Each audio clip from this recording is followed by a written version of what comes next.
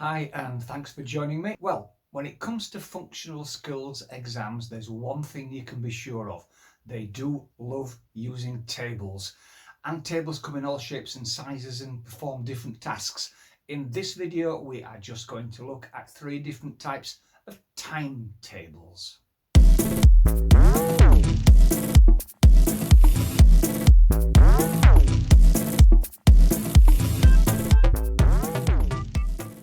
Timetables can come in various shapes and sizes, but they do have a couple of things in common.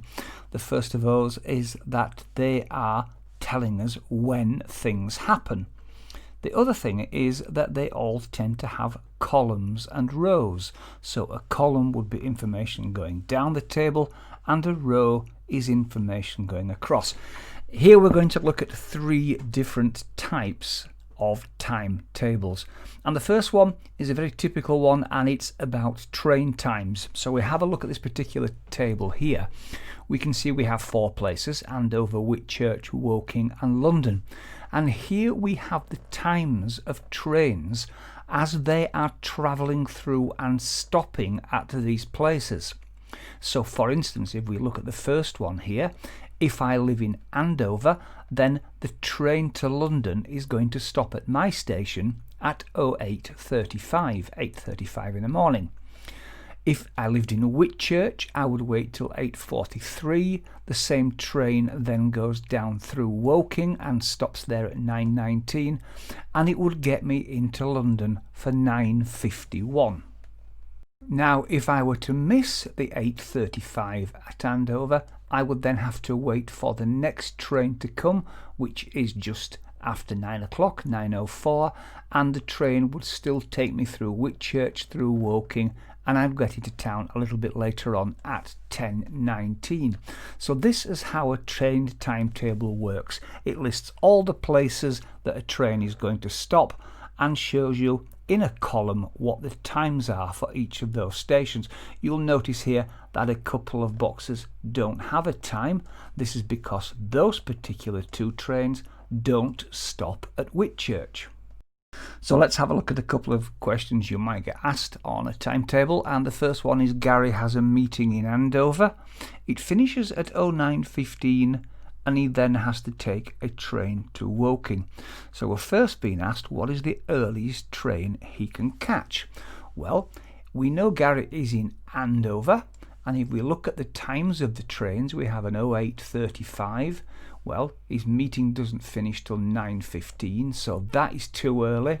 09:04 is also too early, but if we look at the next one, 09:38, that is the first train that is available after his meeting has finished. So that's the train he would catch. And when we look at the time that he would arrive in Woking, we look down the timetable and he would arrive in Woking at 10:17.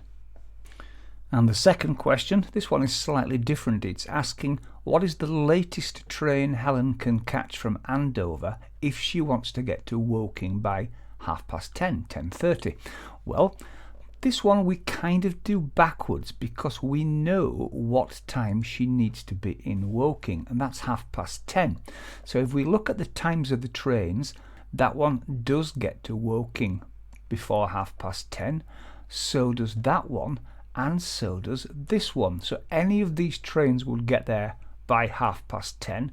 This one, however, doesn't get there till around about 10 to 11, and this one is after 11 o'clock. So these 2 trains are too late. So which of these do we choose? Well, the question said which is the latest, therefore the latest one would be the one to get her there by 10:17, and if we look back up the chart, it is the one that leaves Andover for 09:38. This next table is probably the simplest of all, as it is simply a timetable telling us what the time of the events are at a fitness centre. Therefore, the questions that you might be asked are simply, what time is the yoga class? Well, quite simply, the yoga class is 16:15 or 4:15 in the afternoon. You may be asked which class is before box fit, and because these events are all in a timed order, you would be able to say before box fit is a spinning class, or after body combat we have circuit training, a very straightforward timetable. And this kind of table is exactly the same as the fitness centre timetable, in so much as it has time slots running through an afternoon, the only difference being that rather than it already being filled with different events or classes, it's actually asking you to fill in the helpers. So here people are wanting helpers for a summer fair, and they have 1, 2, 3, 4, 5 different hours that they'd like people to help. And it may well be a situation where you are given a list of people and told when they can help, so that you have to fill it in. So for instance, you might have somebody called John, and you might be told that he's prepared to help from 1 till 2. So John maybe would go in that slot.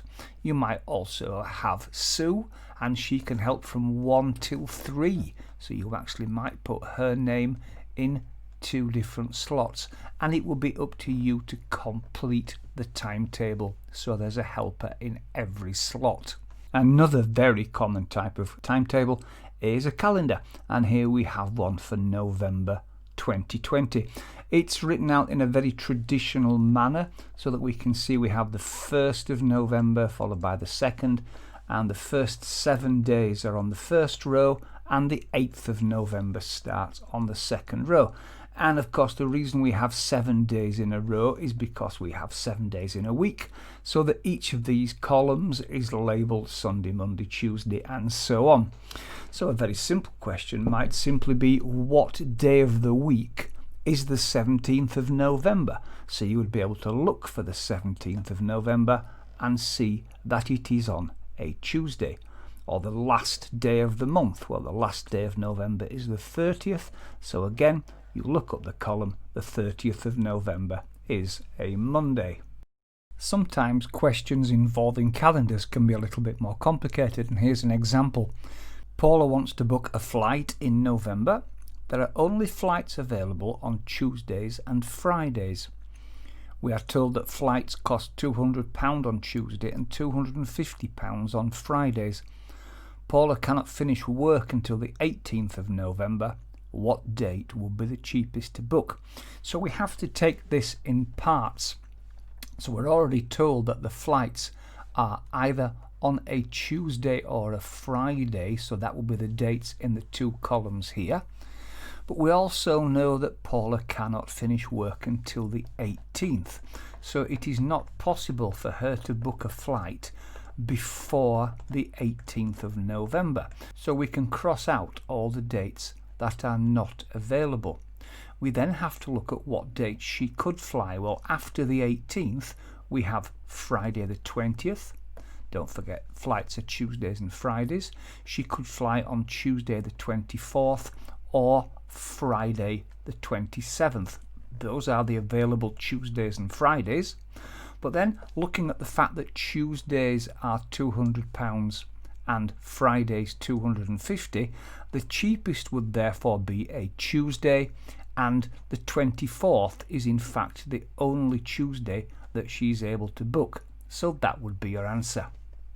And there we have it. That's timetables, and hopefully after that you'll never miss a train again. I hope you found that useful. Please do subscribe to my channel, and hopefully I will see you again. Thank you.